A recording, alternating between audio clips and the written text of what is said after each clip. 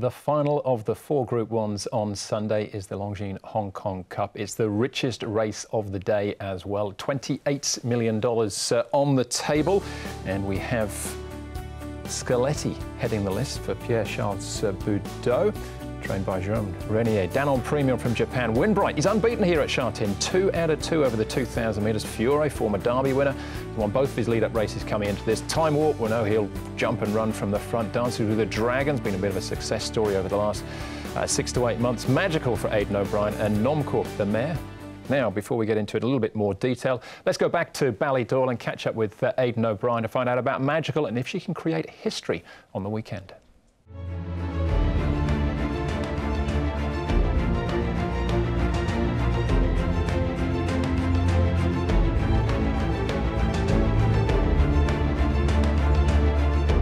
She's an amazing mare, unbelievable mind. She's a Galileo filly.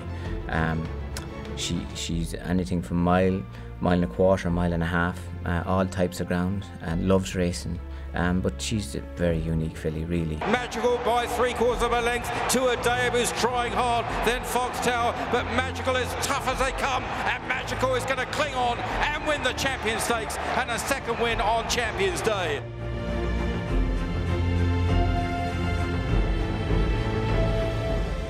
It's Magical on their side, who's trying to exact revenge on Gaiath. Armory is on the outside when Sun says it's Magical for her second Irish Champion Stakes. Lowers the colours of Gaiath.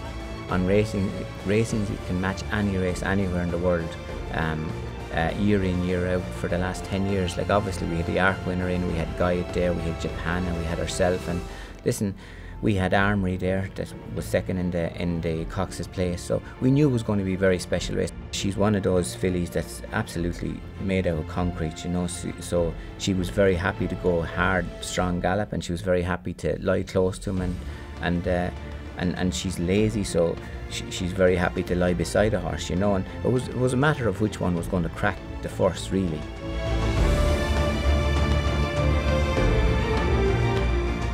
Most horses, when they're around this long, running at that level, at that age, they don't be competing like from as a 2-year-old. Like, she was running all those big Group 1s as a 2-year-old, you know. So she's done it every single year since turned out, and she's very few races she has ran in other than Group 1s, and she has travelled.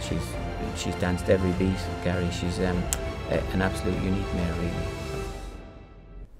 She's well named, Magical, Graham, and this is, I suppose, one of the horses you were talking about at the start of the show as well. Just on her pure rating at her very best, she's going to take the world of beating, because she's already beaten the world's best racehorse this year in Gaiath. Absolutely. 2 ways of looking at Magical. From a romance point of view, you'd love to see her become Ballydoyle's first ever 8-time Group 1 winner. The list is very impressive, it's minding, but there is that slight question mark about whether a really tough autumn and another absolute brawl is exactly what she needs. One horse who's certainly coming into his own, Ed, is Fiore, now with Tony Cruz. Brilliant win of the Derby a couple of seasons ago now, and looks like, and what we've seen so far, that he's still improving again. Yes, that's right, Andrew. Of course, he won the Classic Mile in the Derby a couple of seasons ago, as you say, but then he was off the boil for a little bit, and you just wondered whether he would ever recapture that form. Since going over to Tony Cruz's stable, he ran a number of good races behind Exultant in the QE2 Cup and also in the Champions and Chater Cup, but he's gone to a new level this season, beating Exultant twice now in the Ladies' Purse and the Jockey Club Cup. I think he'll go close, and he's certainly the best of the locals. One horse that does seem to go to a new level, Graham, every time he turns up here is Winbright. Now, you could hardly say he's coming off a good preparation, but he's had 2 starts here at Sha-Tin. He's won them both and broke the track record in the process. Yeah, if he wins, I won't be bright, if you'll pardon the pun. I think he's got a terrific record here. That speaks for itself. But he got an absolute pace meltdown in that race where he broke the track record. And last year, he was pretty lucky to hold on. Good on him. He took advantage of the opportunity. But Magic Wand, another Ballydoyle filly, was definitely unlucky that day, and I don't think Magic Wand is a Magical. What of the others then, Ed? Scaletti brings some top-class form, beat the subsequent Arc winner, runner-up in a Group on its last start as well, on Champions Day at Ascot. Yeah, I was really taken by what we saw from Scaletti in the Prix de l'Air, the way that he won that day. That was a super performance, and then to come out and finish second to a day, but Ascot on Champions Day, beating Magical in the process. That was just his first run at the top level, but I think he's a big player here, and speaking to his trainer, Jerome Renier, he's not just a soft ground horse, he's more adaptable than that, according to his trainer. All right, that leads us perfectly into that very conversation, Ed, with trainer of Scaletti, Jerome Renier. He has been beating the future Arc winner Satsas, and he's been winning the Prix de l'Air for the second time, and he's for the first try at the Group 1 level. He's been, putting a big performance, finishing second to Adabe and beating Magical. But that was on quite sticky ground. And on Sunday that will be a different scenario. He'll be back on good ground, but he's been winning a 1 mile straight Group 3 in Deauville on really firm ground, and he raced, I think, in 1:35 over 1 mile straight, so that was a very good performance too. So we're very confident with him, as he's a really good horse, and he never disappoints you. All right, so there's Scaletti. What about Dan on Premium? Graham, again, the form looks good if you cherry pick the very best of it. I think you're underselling him. I'm really excited about this horse. I think he's right among the best of an elite group of Japanese middle distance horses. He's been lightly prepped. He's sitting on, I think, a career best performance. He was fourth behind Almond Eye in the Tenno Show last time. He went very much like the second best horse in the race for a long way. He went freely in the lead that day. Buick's aboard this weekend. I think he'll get a more patient, economical, measured ride. I'm more excited about him as a prospect and as a betting prospect than any other horse on the entire card this weekend. All right, okay, all right, we'll come back to him in a second. I think we'll hear his name once more, Ed. Of the others, we have to mention Time Warp. He's won the race in the past, but he's a little bit all or nothing. What do you expect on the weekend? He is all or nothing. He's the winner of this race, as you say, 3 years ago. He holds the key to the pace, how the race will be run, but I don't think he'll be there at the end. I think this hasn't been the ideal preparation. He is getting older. I'll be interested to see, Andrew, as well, what Norm Cord does in the race. If you ignore her last run where she just went too hard in front, she's pretty consistent, and we know that she's travelled here before and performed creditably. So she would be some sort of a place hope at her best, I think. And the only other run in the field is Dancer with Dragon, runaway winner of the Premier Plate last season. We wish his connections well as well.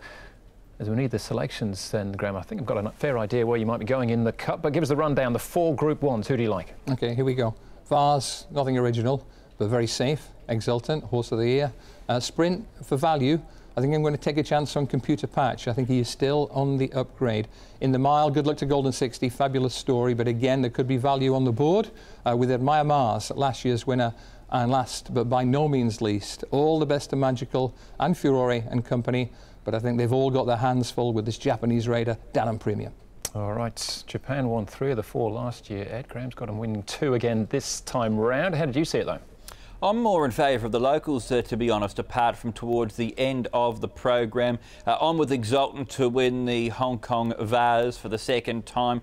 I believe the Classique Legend's the best horse in the sprint, but I just think the preparation hasn't been quite right for him. And I think that Hot King Prawn's the horse who's had the best preparation for it. He's drawn well and he's coming off a big win. He's ready to peak. Golden 60's the best horse in the mile, and the horse I'm most excited about as a horse for quite some time in Hong Kong racing. The Cup was the one I had the most trouble with, but I've gone for the Mighty Mare Magical to win and get that 8th Group 1 victory. There you go. Should be a special day on Sunday. For what it's worth, haven't quite decided who my selections are, so stand by for more on that. But guys, thanks for all your hard work today. I would say it's all over, but there's still a couple more days to go, but make sure you enjoy the action, Ed and Graham, on Sunday. Thank you very much, Andrew. Fantastic weekend in prospect, and I'd like to circle back to what Aidan said at the beginning about how important it is for people to be able to watch top quality racing at the end of a really tough year. No spectators here at Sha Tin. It's a made-for-TV product. There'll be millions watching all around the world. No pressure for the broadcast lads. No, none at all, none at all. Thank you, Graham. Thank you, Ed. Now, as far as the weekend action is concerned, just so you get an idea of how it breaks down, the 4 Group 1s, it's a great programme. 10 races on the card, 4, 5, 7 and 8. You can see the local times there, 2:40, 3:50 and then 4:30 for the Hong Kong Cup as well. Of course, live on TV and also on the website as well. But that is the show. Thanks for watching. We're going to leave you this week, our classic replay with Wimbright taking out last year's Longines Hong Kong Cup. Enjoy this. We'll see you again on the weekend for the 4 Group 1 to be all the action from Hong Kong, direct to you. Time Warp turns in front narrowly from Glorious Forever. Winbright striding up, so too Rise High. Magic Wand out sprinted, then Adisa further back with Furore. Spread across the track. Rise High ranges up, Glorious Forever, Time Warp, Winbright. Then Adisa chasing up behind from Magic Wand. Rise High, Winbright. He's as tough as they come, Winbright. He's asserting his authority. Magic Wand down on the rail late, but Winbright will create a great day's history for Japan and takes the cup.